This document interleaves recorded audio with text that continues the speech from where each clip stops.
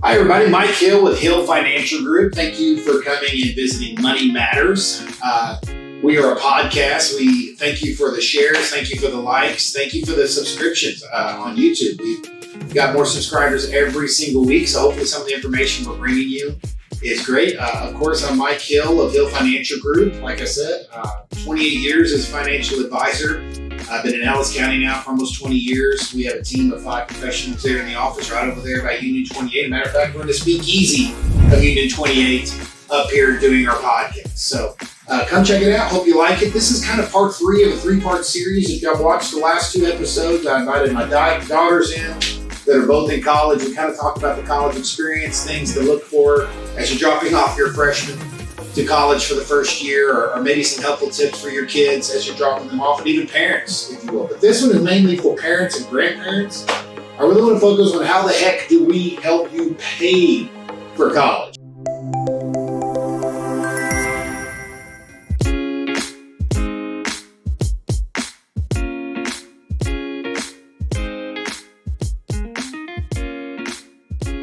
Right now, college has gone up astronomically as much as it was just 20, 30 years ago. For example, I graduated from A&M. I had student loans, and each semester, I think I spent $4,000 a semester. That would be amazing to this day. Now, I think your average A&M tuition for room and board and everything else is close to $22,000 to $25,000 a semester, and that's a state school. So it's not cheap anymore. It's something that you better get those kids. I want to start off with this. If you're a high school, does dual credit, and your kids are wanting to go off to school, I cannot suggest this enough. Both my daughters, as you heard in the last episode, Megan had about 30 hours done. She was done with her freshman year, basically, when she graduated. Peyton, very proud of her. She had 56 hours, this close to getting her associate. She got sick the last semester, had to drop 2 classes, but 56 hours. So on the pocketbook, that was great because I got to go to Navarra College, a little junior college here in town, and it was $300 to $400 a class compared to $3,000 a class at Dallas Baptist. And it's the same science class, same biology, same math. So dual credit would be my first advice to any parent out there, to really push your kids to get a dual credit. Because if nothing else, they're just that much closer to an associate's degree, which can only help them on their resume. So there's a couple of things that I want to focus on how to pay for college before it begins. The first one I want to hit upon, and not a lot of people talk about it, is if either one of you or your spouse were in the military and did not go to a secondary college, and you live in the state of Texas, you're a Texas resident with a Texas residence on your tax return, you qualify for the Hazelwood Act. The Hazelwood Act, it's free tuition for eligible veterans or children in the state of Texas, up to a limit. Who it qualifies, who it covers, how to apply, all of that could be on the website of just go into Hazelwood Act. There's a big section on it if you Google it. But how you qualifies at least 4 years of service. It's no part-time. It's no Army Reserve. You have to have served 4 years in branch of military. But again, that pays for a full ride to any state in-state tuition. That's Texas Tech. That's Texas. That's A&M. That's Tarleton. Stephen F. Austin.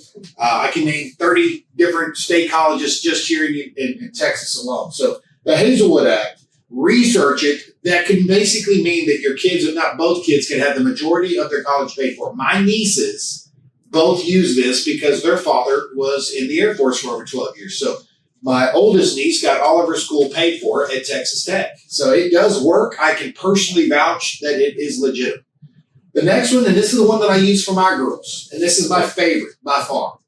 But again, it's to each their own with your own finances. I love the 529. The 529 plan, you could put money in. I did it just like a 401k. I had $250 come out every month for each daughter. That's $500 a month. I'm just telling you my personal what I did. So that's, yes, I know that's only $3,000 a year, Mike. How does that build up? I did it literally. I started it 3 months after they were born because all you have to have is a birth date and a social security number. So I was putting it every single month. That's $3,000 a year. We're over 18 years. That's almost $50,000 that I put in. You just get a halfway decent return. There's $100,000 for college. Now, I always told my kids I'm going to save as much as I can.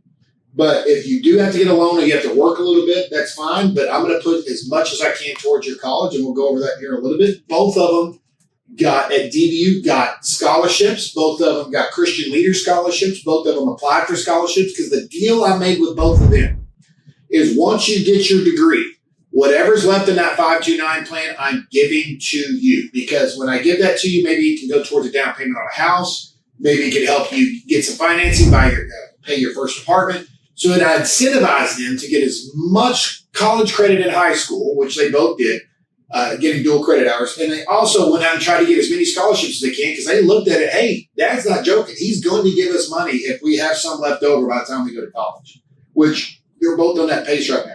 But with the 529 plan, it can go towards any college. It can even go towards trade school. Let's say your child wants to be a welder. Let's say your child wants to be an electrician. Just college just isn't for him. It can go towards cosmetology school if they want to be a hairdresser. It doesn't just have to be for college. And when you take it out, it's tax-free. And this is a new law that was passed with the Secure Act 2.0. If they've had a 529 plan for 10 years or longer in that child's name, parent's name for the benefit of the child, you can convert it to a Roth IRA if they don't use it for college. That's more tax-free savings for them. Now they got a tax-free return. And so when you put money in, this is the other thing, parents, it is in your name. It's not like the old UPMA and UGMA accounts that you used to have at your bank. With the 529 plan, which guess what page 529 plan is in the tax code? You guessed it, page 529. Just like 1040s are on page 1040 of the IRS tax code. The IRS doesn't have a lot of imagination when it comes to naming plans. So 529 plan, you get to put money in there tax-free. It grows tax-free as long as it goes towards college expenses. You don't have to be the only one to put towards it. You have those grandparents out there that buy your kids everything that they want, almost as a revenge tactic towards you. So what I told both my grandparents, hey, instead of buying $1,000 worth of Christmas gifts, here's their 529 plan. Can you put maybe $300 in that and then just spend $700 on Christmas gifts that we're going to throw away in a couple of years anyway? And we kind of did that together, and they did do that. Thank God for the grandparents doing a little bit of that. I mean, every little bit helps, but anybody can contribute to it. Also, parents, it's in your name. It's not like the UGMA accounts that I was talking about earlier where at 18 or even 21, the kid gets the money and they go, hey, I'm going to go buy a Corvette. I'm not going to college. No, it is always in your name for the benefit of the child's education. So you choose how much comes in. You choose how much comes out. You choose if you even want to give it to them or not when they go off to college. Now, if you decide not to, you could transfer it to another kid. One kid gets a scholarship to Harvard. You could transfer it to the other kid. So, but it is your money. I did this personally. I could not tell you how much it's helped towards my girls' college expenses. Financial paperwork. There's no income exemption anybody could put into a 529 plan. Review total cost, tuition. We have a tuition program at our office where I can tell you how much TCU is going to be compared to Tarleton, et cetera. There's also these kind of things online, but we have a real good one in the office that I could be a financial planner. Plan for transportation. If the school's in UCLA versus A&M, how much is it going to cost for the child to come back? How much is gas out there in California? $4 a gallon compared to $2.30 here, et cetera, et cetera. Those are the things that people really don't think about when their kid goes off to school. Also, debit cards. A card that I had for my kids, but now they have their own is Greenlight. I even use this when they're in high school. Greenlight is a little credit card that they have, a debit card, where you could put money from your phone on there. Let's say they mowed the yard. You want to give them $50 instead of handing them $50. You just put it on their Greenlight card. There's others out there, but that was our favorite. There's just all kinds of things. But to pay for college, the Hazelwood Act, 529, the last but not least I want to talk about is the Texas Tuition Promise Fund. I like this one as well, but it's a little bit more restrictive. Where a 529 plan, you can pay for computers, you can pay for rent, you can pay for tuition. The Texas Tuition Promise Fund is where you're buying credit hours at today's prices. So let's say it's $3,000 an hour to go to Texas. Okay, so if you put in $9,000, that's one class, for example. Well, 10 years from now, when your kid goes, he has a credit of 3 hours. Even if the class costs $25,000 now with inflation and everything else, you bought credits and it is locked into any Texas school. The problem is that they go to DBU or Baylor or something like that. Now you just get the money that you put in with a little bit of interest. It doesn't go towards that tuition. So it's really for Texas state schools. It's a way to manage and to keep more people here. Another thing, there's other states out there. Let's say you have a kid that I want to go to Arkansas. I want to go to Oklahoma. You ever wonder why so many Texas kids go to Oklahoma or Arkansas for their education?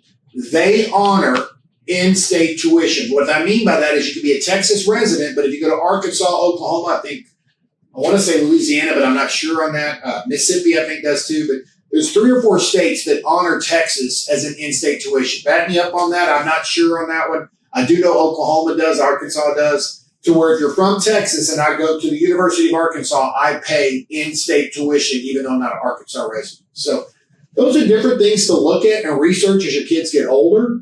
Don't be so put off by the high prices. I mean, yes, if your kid's going to, I don't mean to influence people, but if your child's going to be a teacher and the principles of TCU just mean that much more to you than maybe going to Tarleton, I get it. But you also got to look at the reward aspect of a $300,000 in debt versus $100,000 in debt when you're making $60,000 a year.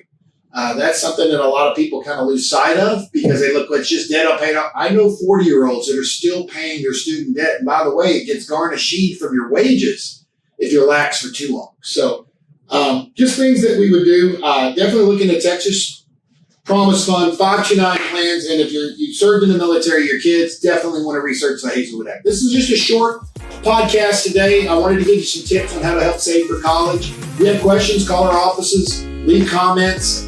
We'd love to hear your feedback. Be out there, tag us, like us, share us, all the things, subscribe. We got all kinds of information for you. Really appreciate y'all listening today. This is Mike Hill with Hill Financial Group, Money Matters Podcast. Thank you for listening.